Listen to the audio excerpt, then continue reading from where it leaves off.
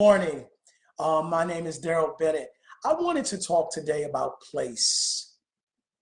Place. It is time for you to get into place. Perhaps you already are in place. Um, this is something we don't talk about often because we speak so often about the promise and we speak about hard work. But I think that there is a component that many of us are missing, and that is place.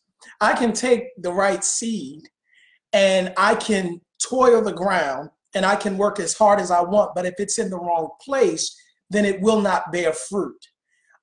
So many of us are trying to plant palm trees in Alaska and we're cursing the ground, but the ground ain't gonna change because it is the place.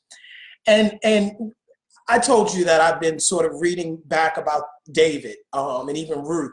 And what I find, this theme that runs across the continuum of not just the Bible, but successful people, is that they understood something about place. Jeff Bezos, when he started Amazon, he knew he had to leave the East Coast and go to the West Coast because Silicon Valley was where things were happening. He went to the place. Bill Gates, when he was tinkering around with computers, and you should read the book if you had never read it, what's it called? Outlier by Malcolm Gladwell, excuse me.